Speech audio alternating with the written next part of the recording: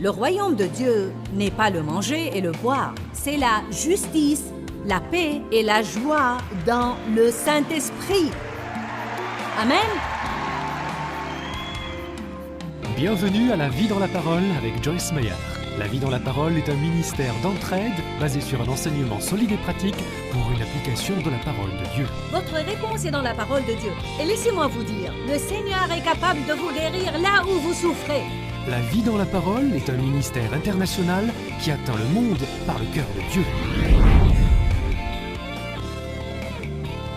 Et voici aujourd'hui pour vous l'occasion d'expérimenter la vie dans la parole avec Joyce Meyer.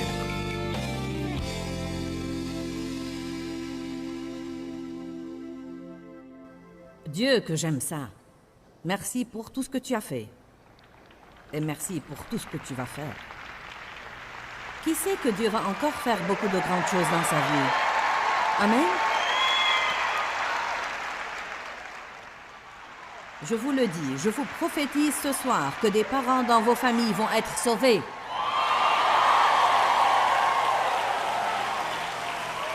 J'ai ça dans mon cœur ce soir, qu'il va y avoir des parents dans vos familles qui vont être sauvés.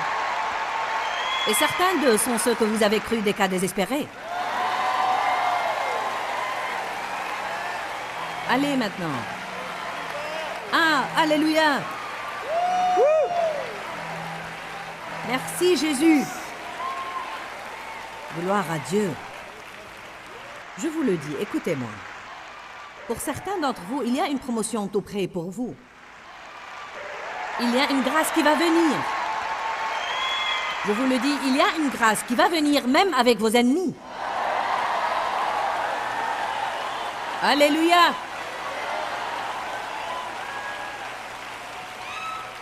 Que tout le monde lève les mains maintenant. Je vais prier pour vous. Père, je prie en ce moment. Au nom de Jésus. Dites tous Jésus. Non, vous devez le crier comme l'aveugle Bartimée.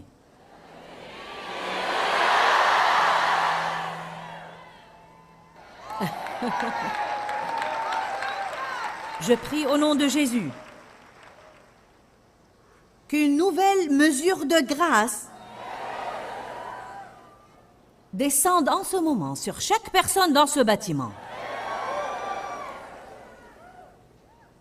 Une grâce incroyable et exceptionnelle. Une faveur partout où vous allez. Une grâce même aux yeux de ceux qui se considèrent comme vos ennemis. Une faveur spéciale. Je prie que Dieu dispose favorablement à votre égard, même vos ennemis. Amen. Alléluia.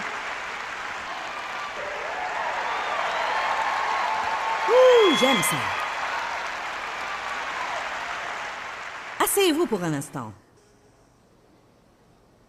J'étais contente que Charlie ait chanté le chant Merci, car s'il ne l'avait pas fait, j'allais le lui demander. Je suis contente de vous revoir tous. Comment allez-vous? J'ai l'impression que vous allez très bien. Il y a sûrement beaucoup de choses qui se passent dans le monde aujourd'hui, n'est-ce pas? Il y a beaucoup de bonnes choses, mais il y a aussi beaucoup de choses qui peuvent décourager les gens et les déprimer. J'ai pensé à ça un peu aujourd'hui. Il semble que Dieu ait mis dans mon cœur que je devais donner un petit mot d'encouragement ce soir au sujet de se libérer de cette dépression et de ce découragement. Amen. Dans le psaume 42, vous savez, même les meilleures personnes peuvent avoir des problèmes avec la dépression. Le roi David était un homme qui était proche de Dieu et pourtant, il a parlé de la dépression.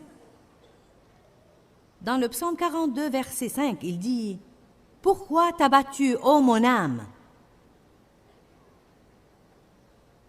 Qu'as-tu à défaillir et à gémir sur moi? Qu'as-tu à t'inquiéter au-dedans de moi? Espère en Dieu et attends-le avec espoir, car je le louerai encore. Il est mon salut et mon Dieu. » Il avait mauvaise conscience, et il va en ajoutant « Oh mon Dieu, mon âme est abattue au-dedans de moi et le fardeau est trop lourd pour moi. » Mais d'un autre côté, il dit « Par conséquent, c'est à toi que je pense depuis le pays du Jourdain et depuis les sommets de l'Hermon, depuis la montagne de Mitséar. » Il disait « J'ai vraiment mauvaise conscience, je me sens tout abattu, mon âme est défaillante et je sens comme si tout en moi était un tel fardeau qui m'écrase. Alors je vais penser à toi et me souvenir de toi, Dieu. » Savez-vous que cet endroit est idéal pour vous? Je me sens mieux rien qu'à me trouver ici, pas vous?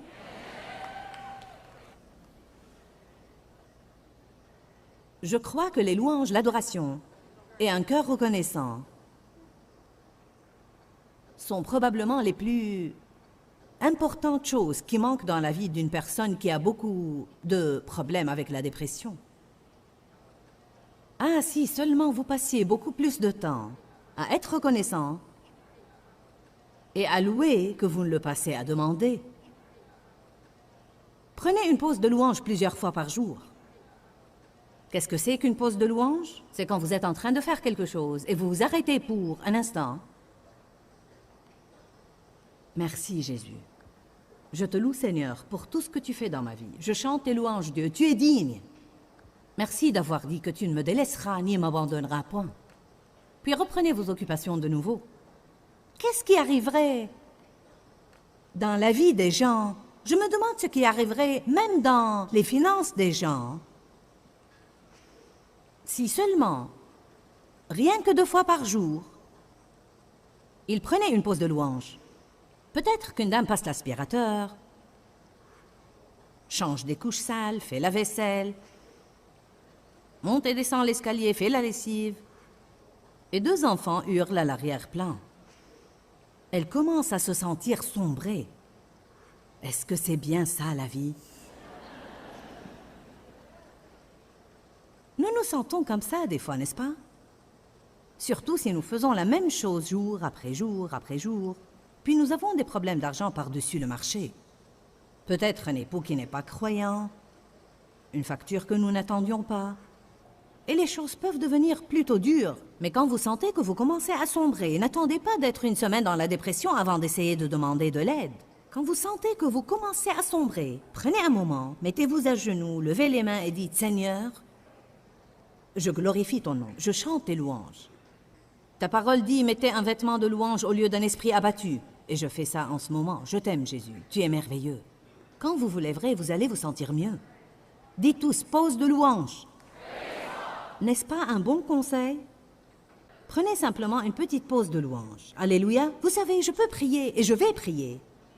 Et je crois que je peux aider à briser cet esprit de dépression et de découragement qui est peut-être sur certains de vous. Certainement pas tous, mais il y a toujours quelques-uns.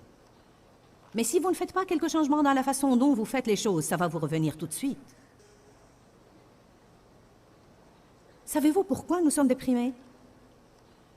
Nous sommes déprimés parce que nous pensons aux mauvais trucs. Alléluia. Nous devons penser combien nous sommes bénis. Vous dites, j'ai tous ces problèmes, je ne sais pas si je suis béni ou non. Vous êtes déjà béni parce que vous n'irez pas en enfer. Amen. Vous êtes béni parce que vous avez la liberté de culte. Parce que vous pouvez aller à toutes les réunions comme celle-ci si le cœur vous en dit. Vous pouvez y aller, y aller et y aller. Vous pouvez avoir la parole en 25 arômes différents, surtout ici à Tulsa. Amen. Dieu soit loué. Il y a une réunion qui a lieu ici presque tous les soirs. Nous allons à des endroits dans le monde où ce n'est pas tout à fait comme ça. Parfois, c'est bon pour les gens d'aller ailleurs et voir ce que c'est que d'être mal loti. Parfois, nous pensons que nous sommes mal lotis, mais nous ne savons pas ce que c'est que d'être mal loti avant d'aller ailleurs et de voir ce que c'est que d'être mal loti. Nous avons des choses, mais nous nous y habituons. Nous nous accoutumons aux choses qu'on a, et puis tout à coup, nous ne sommes plus satisfaits parce que ces choses ne sont plus satisfaisantes pour nous. Puis-je vous dire quelque chose d'important? Il se peut que nous perdions tout ce que nous pensons que nous devons avoir, et si nous n'avions que Jésus, il est suffisant. Amen. Largement suffisant. Savez-vous ce qui nous rend heureux? Que nous cessions de penser à ce que nous voulons et que nous pensions aux besoins de quelqu'un d'autre. Non, vous devez faire mieux que ça. J'ai dit cessez de penser à ce que vous voulez. Amen. Nous devons cesser de penser à ce que nous voulons et penser à aider quelqu'un d'autre. Et c'est ce qui nous donnera notre percée. J'ai passé beaucoup d'années de ma vie à être une femme très égoïste et égocentrique, toujours pensant à ce que je voulais, ce dont j'avais besoin, ce que quelqu'un ne faisait pas pour moi, ce que je n'avais pas. Je lisais la Bible, j'allais aux réunions, j'avais l'autocollant du pare-choc et le magnétophone, mais je n'avais toujours pas de joie. Je réprimais les démons et tous les trucs que nous faisons. Et savez-vous ce que j'ai trouvé? J'ai trouvé que je pensais trop à moi-même.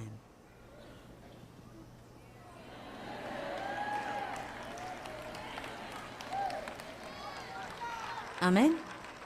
Je ne le dis pas comme remarque désobligeante, mais parfois nous avons besoin d'un peu de thérapie de choc. Est-il possible que mon problème soit simplement l'égoïsme? Peut-être que vous avez d'autres problèmes. Vous avez des personnes qui vous embêtent et des ennuis avec le diable. Mais je vous le dis, si vous cessez de penser à vous-même et commencez à semer des graines en aidant quelqu'un d'autre, la graine financière fait partie de ça, mais elle n'est pas tout. C'est prier pour les autres, faire tout ce que vous pouvez pour les autres. Simplement, donnez votre vie pour les autres. Vous semez vous-même comme graine. Vous serez stupéfié de ce qui va arriver dans votre vie. Très vite, vous serez béni au point de ne pas être capable de suivre le rythme des bénédictions, simplement parce que vous ne passez pas tout votre temps à vous occuper de vous-même. Amen. Et je lisais mon journal de prière l'autre jour et j'ai remarqué que depuis quelques mois, un matin, lorsque je priais, j'ai senti comme si Dieu me disait qu'il allait me promouvoir. Alors j'ai noté ça dans mon journal de prière et j'ai mentionné certaines choses que Dieu m'a dit. Ensuite, Dieu m'a ouvert les yeux et je me suis rendu compte que la porte ouverte en Inde était cette promotion car elle m'a donné l'opportunité d'atteindre littéralement à la fois, vous savez, des millions de nouvelles personnes. Je ne pense pas que nous avons idée de l'opportunité que représente le ministère des médias pour atteindre des gens pour Jésus. La chose que j'entends beaucoup des pays du tiers-monde, c'est... Je parlais dernièrement à un évêque de l'Afrique et il m'a dit, tu sais, tout le monde nous envoie des évangélistes, mais nous avons besoin d'enseignants. C'est magnifique de recevoir le salut, mais vous devez aussi apprendre à vivre. Si vous voulez influer sur la vie de quelqu'un d'autre, vous devez apprendre à vivre comme la Bible dit de vivre. Je pense que nous avons toujours tellement eu le sens de l'évangélisation, ce qui est magnifique et c'est le premier pas, mais ils ont besoin d'enseignants, ils ont besoin de l'enseignement de la parole afin que les gens apprennent à vivre comme il faut pour pouvoir influer sur la vie des autres. C'est ce que Dieu veut faire avec vous. La chose la plus importante est d'aller au ciel, mais si c'est tout ce qu'il voulait, dès que vous auriez été sauvés, il vous aurait pris au ciel, un point c'est tout.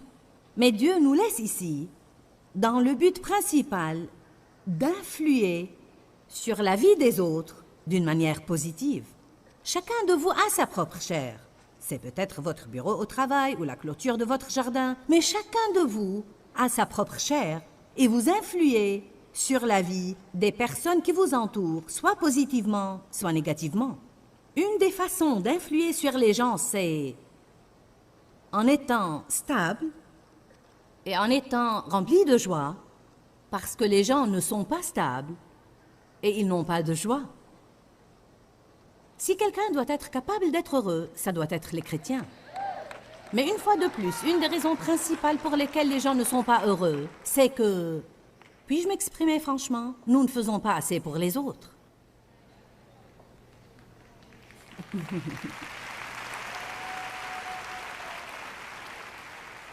Vraiment, nous ne faisons pas assez pour les autres. Nous ne donnons pas assez. Nous ne faisons pas assez, nous ne nous engageons pas assez. Une des déclarations aujourd'hui est « je ne veux pas m'engager ». Je ne veux pas m'engager. Pourquoi nous ne voulons pas nous engager? Égoïste. Nous ne voulons pas que quiconque chambarde notre vie. Nous ne voulons pas nous engager à emmener quelqu'un à l'église chaque semaine, car nous serions obligés d'y aller chaque semaine. Nous voulons nous réveiller et décider si nous avons envie d'y aller ou non. Allez, ça va aller mieux que je ne l'anticipais ce soir. Amen. Au fond, je voulais simplement manger de mon assiette. Je vous dis ce que j'ai appris. J'ai changé d'une personne si instable que c'était pathétique à une personne vraiment stable. Calme, décontractée et tranquille. Il n'y a pas tout un tas de choses qui me secouent maintenant et j'en ai des choses tout le temps. Je n'étais pas heureuse. Et maintenant, je vous dis que 99% du temps, je suis vraiment calme, heureuse, je jouis de ma vie et j'ai appris, comme a dit Paul, à vivre dans la pauvreté et dans l'abondance et me contenter. Ce sont des choses que vous devez apprendre. Et je vous le dis, je n'invente pas ça pour avoir une bonne offrande. Je vous dis tout simplement que la chose principale qui m'a changée était que j'ai cessé de penser à moi-même. Et j'ai commencé à penser à comment être une bénédiction à quelqu'un d'autre. Galates 6, verset 10 dit « Souciez-vous, c'est-à-dire ayez l'esprit plein d'idées sur comment vous pouvez être une bénédiction aux autres. Vous serez stupéfiés de ce qui arriverait dans votre vie si vous vous leviez chaque jour pour considérer certaines personnes avec lesquelles vous avez une relation et prendre 10 minutes et penser. Dites tous penser.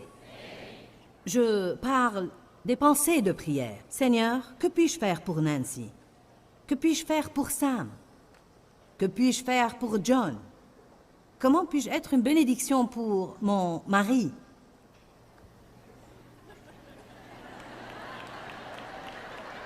Et non pas fait que mon mari me bénisse. Comment puis-je être une bénédiction pour ma femme? Peut-être à travers un coup de fil au courant de la journée. Je t'aime, chérie. Tu es magnifique. Je ne sais pas ce que j'aurais fait sans toi. Il est incroyable comme nous pouvons nous apporter la joie dans nos vies si nous cessions de penser à nous-mêmes et commencions à aider les autres davantage. Combien de vous aimeraient aborder un nouveau niveau de joie dans leur vie? Une de mes écritures favorites dans la Bible, c'est Jean 10, 10. Je veux que nous la regardions de nos propres yeux.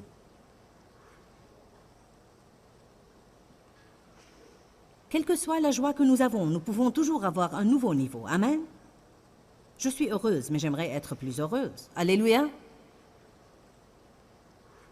Le voleur vient, en fait, dans le seul but d'égorger, dérober et détruire. Mais Jésus dit, « Je suis venu. » Alléluia, je suis si contente qu'il soit venu. Afin qu'ils aient la vie, qu'ils en jouissent et qu'ils l'aient dans l'abondance jusqu'à débordement. Allez à Jean 15. Nous allons faire une rapide étude de la Bible ici. Verset 11. Jésus était en train de dire aux gens de demeurer en lui, de se reposer en lui, de persévérer dans la parole. Et il dit, « Je vous ai dit ces choses afin que ma joie et mes délices soient en vous et que votre joie et bonheur soient entièrement parfaits et complets jusqu'à débordement. » Pourquoi veut-il que notre joie déborde? Afin qu'elle atteigne quelqu'un d'autre. Alléluia! Cela ne veut pas dire de passer la journée à rire bêtement.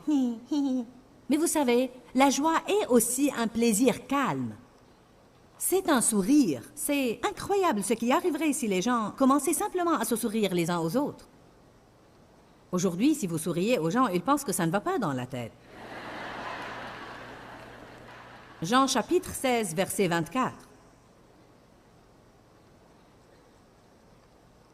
Jusqu'à présent, vous n'avez rien demandé en mon nom, c'est-à-dire tout ce que je représente. C'est tout un enseignement que nous aborderons plus tard. Mais demandez maintenant et ne cessez pas de demander, et vous recevrez, afin que votre joie, bonheur et délices soient parfaits et complets jusqu'à débordement. Il me semble que Jésus veut que je sois heureuse.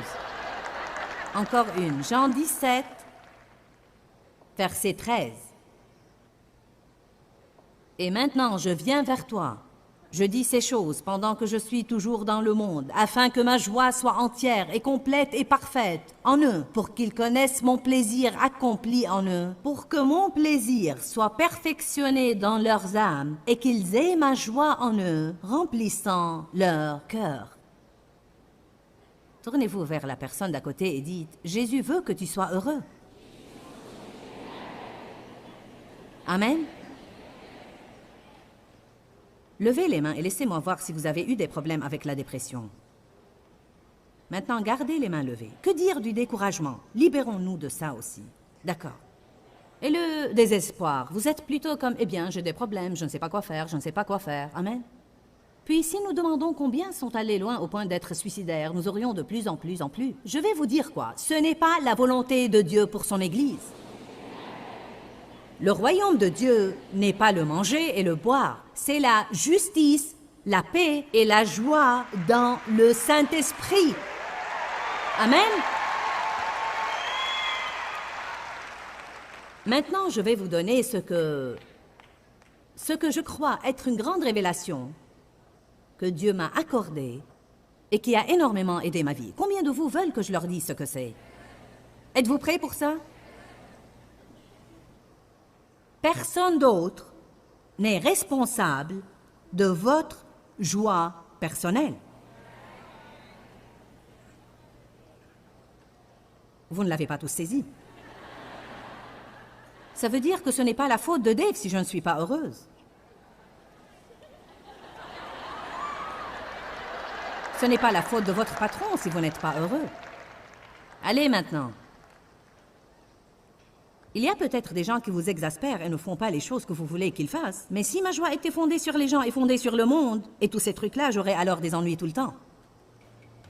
Ça m'a vraiment dit quelque chose. Quand j'ai compris ça, ma joie personnelle n'est pas la responsabilité de quelqu'un d'autre.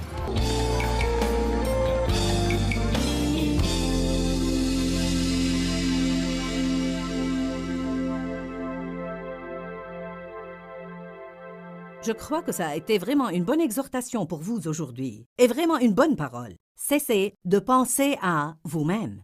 Nous avons besoin d'écouter ça, j'en ai besoin, vous en avez besoin. Tellement de gens aujourd'hui souffrent de la dépression. Tellement de gens doivent prendre des médicaments pour la dépression. Je ne condamne pas ceux qui le font, je dis simplement que nous devons faire tout ce que nous pouvons faire spirituellement pour nous aider. Et je crois que j'ai partagé certaines choses avec vous aujourd'hui qui doivent aider ce processus. Vous savez, nous avons parlé aujourd'hui de l'importance de lutter contre la dépression. Et pour clôturer, je veux partager un simple principe qui, je crois, va être très utile pour vous et qui est « souriez ». C'est une chose que vous pouvez faire exprès. Honnêtement, si vous allez sourire exprès, quel que soit le mauvais état de vos émotions, quelle que soit la déprime que vous faites, si vous vous mettez un beau sourire sur la face, vous allez vous sentir mieux dans votre peau. Donc, je vous encourage aujourd'hui, oui, je vous défie même, de commencer à sourire davantage. Souriez de façon régulière, car les gens qui sont déprimés ont normalement l'air découragés. Donc, mon mot de clôture aujourd'hui, c'est « souriez ». Je crois que ça va vous remonter le moral. Que Dieu vous bénisse. Nous nous reverrons très bientôt. Quand, Seigneur, quand? Dans ce livret, Joyce Meyer vous apprend à faire confiance au temps de Dieu. Pour obtenir ce livret gratuitement, écrivez-nous à Joyce Meyer, boîte postale 40095-6300, Larnaca, Chypre. Ou bien visitez notre site web www.joycemeyer.org/fr.